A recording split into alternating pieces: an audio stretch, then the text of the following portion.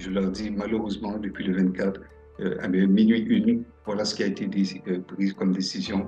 Où ce que vous en êtes, c'est que si vous avez des parents, vous pouvez rentrer. Si vous pouvez les démontrer, vous pouvez rentrer. Pour ce qui est du reste, malheureusement, je ne peux rien faire, à moins que vous trouviez de votre part, de votre côté, d'autres manières de rentrer. Et ce n'est pas moi qui vais leur dire comment le faire. Ce serait irresponsable de ma part et criminel de ma part de dire aux gens d'essayer de passer par le petit bois où ils vont tomber dans une rivière. Ma décision responsable, humaine, c'est de donner l'information aux gens et qu'ils prennent la décision. Et il y en a qui l'ont dit, Monsieur André, présentement, je ne suis pas en sécurité aux États-Unis parce que si certains vont me déporter, je vais trouver une manière de rentrer. Alors moi, je leur dis bonne chance. Alexa pour Rebelle News. Et oui, je continue de suivre de près ce qui se passe avec le chemin Roxham qui a été définitivement fermé par Justin Trudeau le 24 mars dernier à minuit. Ce petit chemin de terre où plusieurs migrants en provenance des États-Unis viennent entrer illégalement au Canada pour demander l'asile. Puisque auparavant, l'accord sur les tiers pays sûrs ne s'appliquait pas sur les ports d'entrée illégaux, ces migrants pouvaient redemander le statut de réfugié sans se voir être déportés vers les États-Unis, où ils ont fait la demande auparavant. En faisant des recherches sur les lieux, j'ai découvert une multitude de papiers et de documents. Sur certains de ces papiers qui ont été délibérément jetés à Roxham, plusieurs numéros de téléphone y étaient inscrits. Un de ces numéros était de Montréal, 514. J'ai donc téléphoné et j'ai discuté avec un homme qui avait traversé illégalement en 2017. En fait, votre numéro a été transporté par quelqu'un qui est rentré illégalement au Canada. Oui.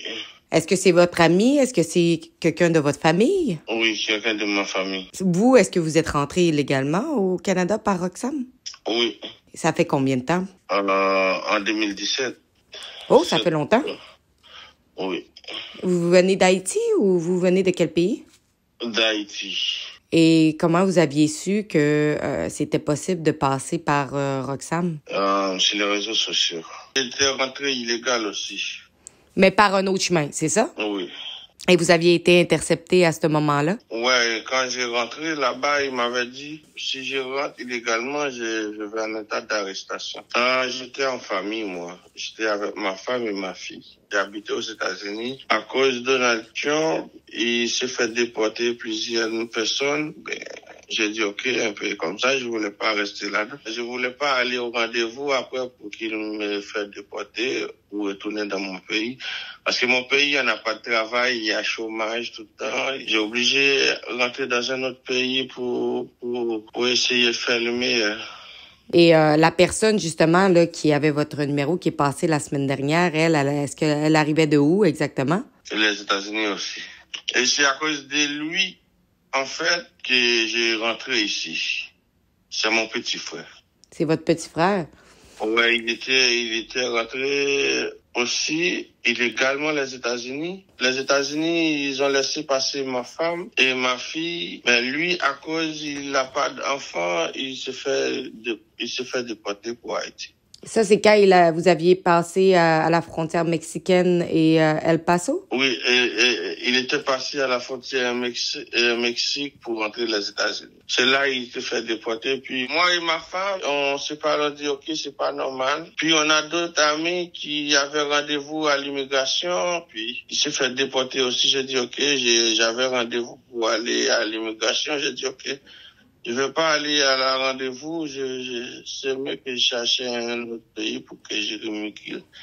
C'est là qu'on a décidé de rentrer au Canada. L'homme en question, qui avait accepté de me donner une entrevue, s'est rétracté, mais l'homme qui l'a accompagné dans son processus d'émigration, Franz André, et qui a aidé plusieurs autres personnes à venir immigrer au Canada, a accepté de me donner sa version des faits. Franz André est membre depuis 2015 du Comité d'action des personnes sans statut.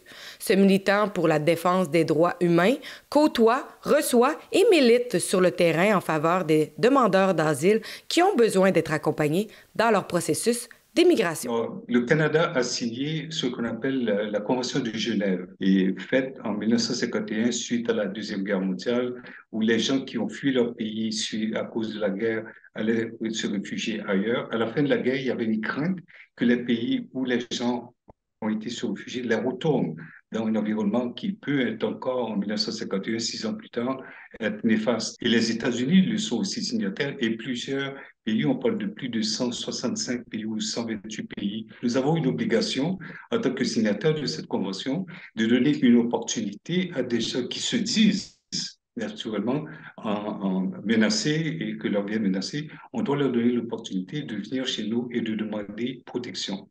Ils auront à passer par un système extrêmement rigoureux et il y aura un Canadien, n'est-ce pas, un Canadien qui va décider, un juge ou bien ce qu'on appelle en fait le vrai mot, c'est commissaire, qui aura à se pencher et prendre une décision que oui ou non, ils sont recevables. Ce qui est arrivé dernièrement, c'est qu'on a décidé de fermer le chemin Roxham. Monsieur Trudeau est tombé sous la pression de Monsieur Legault et de Joe Biden.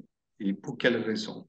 C'est parce que Joe Biden, qui a un problème sérieux sur la frontière sud des États-Unis avec le Mexique, on parle de millions de gens chaque année qui s'accumulent là, il ne peut plus gérer cette chose-là. Donc, ils ont décidé de mettre un programme, une décision qu'ils appellent le Title 8, le titre 8, pour quand la frontière sud du Mexique hermétique. Donc, ça veut dire maintenant, si tu ne fais pas une demande d'asile de l'extérieur des États-Unis et si tu rentres d'une manière irrégulière ou bien illégale, vous n'êtes plus éligible à une demande d'asile. Donc, on rejette le plus de gens possible. Et en plus, ils vont plus loin. Ils disent que si vous êtes passé par 14 pays, en partant du Brésil étant, vous arrivez à la frontière mexicaine parce que le Mexique aussi a décidé de mettre ce programme en place. Vous auriez dû faire demande d'asile dans tous les autres pays dans lesquels vous passez, autrement vous n'êtes pas éligible. Donc les gens ne seront jamais éligibles. Peu importe ce qu'ils font, ils ne seront jamais éligibles à rentrer aux États-Unis ni au Canada. Alors, en mettant ce programme, maintenant, ce qui est arrivé, c'est que, par exemple, les Mexicains qui n'ont pas besoin de visa pour entrer au Canada, ou des gens qui ont un visa canadien pour rentrer au Canada, bien, ces gens-là se retrouvent ils passent par la frontière nord. Donc, ils viennent au Canada et retournent aux États-Unis. Et ça, c'est devenu un problème que M. Biden ne s'attendait pas à avoir. Donc, c'est là qu'il a décidé effectivement de répondre aux besoins du Canada, de renégocier cette entente du tiers pays sûr. On sait, selon nous, que les États-Unis est loin d'être pays sûr parce qu'ils déportent les gens d'une manière ipso facto sans leur donner une opportunité d'avoir cette évaluation de demande d'asile. Alors, le Canada a décidé de rouler sous la pression et voilà, la décision a été prise. Donc, les gens m'appellent, moi je ne leur dis pas, venez, moi je vais les informer. Ils me disent, voilà ma situation, en question sera. Parce qu'il y a beaucoup de gens, il y a des milliers de gens depuis le 24 minuit et une qui sont pris maintenant aux États-Unis en sandwich, qui après avoir passé justement des 14 pays et autres, et ils ne savent pas quoi faire. Si tu n'as pas une famille immédiate, donc un père, une mère, un frère, une sœur, un cousin à la rigueur, Canada, tu peux oublier ça. Il n'y a aucune manière pour toi de rentrer, à moins de rentrer d'une manière illégale, donc passer dans les petits bois, comme on a vu, où les gens vont mourir. Alors, quand ils m'appellent, moi, je donne l'information. Je dois les mettre, j'ai une responsabilité morale de leur donner l'heure juste. Moi, je ne dis pas venez. Je vais vous dire, voilà la situation présentement et voilà les seuls moyens que vous pouvez rentrer. Le reste, malheureusement, ça vous appartient. Alors, je reçois effectivement des appels autant des États-Unis, des gens aux États-Unis, ça peut être aussi des gens au Mexique, ça peut être des gens au Chili ou au Brésil, qui sont déjà dans le cheminement d'arriver ici parce que leur objectif était d'arriver et atteindre le rêve canadien. Un rêve canadien qui était tellement plus généreux au niveau de l'humanité que le rêve américain. Le rêve américain, ça fait maintenant des décennies que ça n'existe plus. Alors, je ne fais que être la prolongation du Canada qui est un Canada humain qui devrait donner une opportunité à des humains de venir faire une demande d'asile. Est-ce que ça vous est arrivé de leur dire, écoutez, la seule option qui vous est ouverte, ça serait de passer par le chemin Roxham? Je leur explique c'est quoi le tiers pays sûr et je leur explique qu'il y a le point d'entrée régulier, puis il y a un point d'entrée irrégulier et c'est à eux de faire le choix. Je ne vais pas leur dire à quel endroit passer. Je suis là pour Euh, donner de l'information. Et au niveau de notre réputation, quand on va voir des gens, comme c'est arrivé le cas de la semaine dernière, qui meurent sur notre territoire, quelle est l'image qu'on est en train de donner au Canada?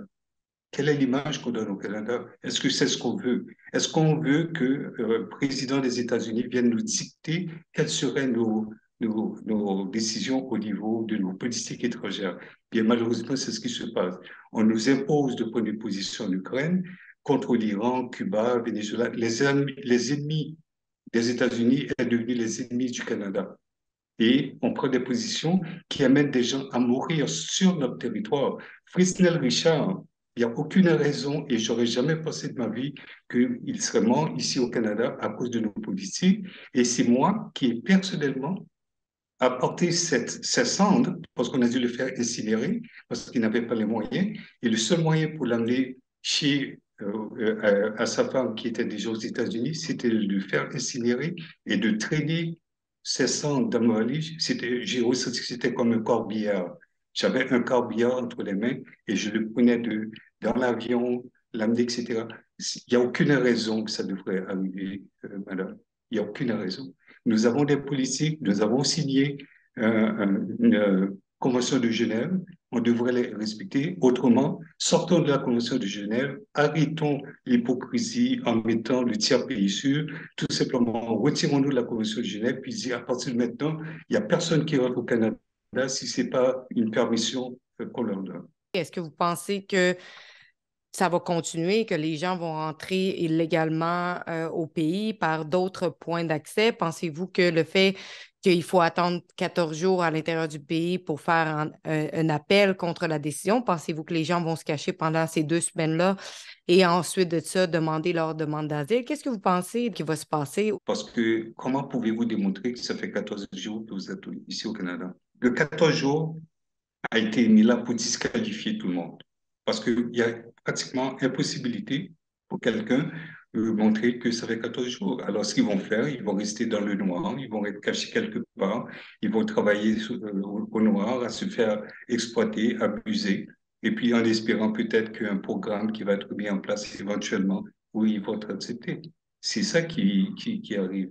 Parce que maintenant que vous n'êtes pas répertorié, parce qu'au moins, chez Meroxam, vous arrivez, on prenait un morceau de papier, on mettait votre nom, on vous disait qui vous êtes, on prenait des photos, on vous envoyait quelque part, on savait que vous étiez. Donc, vous n'êtes pas illégal, vous êtes dans une situation irrégulière jusqu'à ce qu'on évalue votre demande et on vous refuse ou on accepte. Mais maintenant, vous allez être des personnes dans l'illégalité et comment vous allez pouvoir refaire surface pour être dans une situation irrégulière après 14 jours? Il va falloir que quelqu'un me le dise, mais je ne vois pas. La Convention de Genève donne 5 catégories. Okay? Et ça, c'était en 1951. La réalité en 1951 était loin d'être ce qu'elle est aujourd'hui au niveau global dans la crise migratoire. Il y a 5 raisons pour lesquelles vous pouvez faire demande. C'est sur la question politique, effectivement, persécution politique, la question de race, la question de classe, donc les gens de la bourgeoisie et puis ceux qui ne sont pas, ceux qui mangent à tous les jours et l'autre qui ne mange pas tous les jours, la question de religion, donc ça peut être des conflits comme on l'a vu au Rwanda, les Tutsis, etc. Et finalement la question de genre, donc l'orientation sexuelle. Donc c'est les 5 raisons de base qui peuvent être, on peut faire une demande d'asile. Oui, la question économique est certainement probablement une des plus grandes raisons que les gens quittent pour venir ici. Demandez aux avocats d'immigration s'ils veulent prendre des dossiers de demande d'asile. Beaucoup ne veulent plus en prendre. Alors, on se retrouve avec une rareté d'avocats qui fait que le système est encore plus alourdi et maintenant, on a beaucoup plus de refus. Donc, arrangeons le système. Il y a des solutions, mais ils ne veulent pas les exploiter. Ils ne veulent pas le regarder. Donc, comme vous savez, nous continuons à suivre les informations concernant le chemin Roxham et l'immigration illégale au Canada. Si vous voulez nous aider à continuer à faire notre journalisme, vous pouvez le faire au site Internet roxhamroadexpose.com. Sur ce site web, vous pouvez donner généreusement pour nous aider à défrayer nos frais reliés à notre journalisme. Merci beaucoup.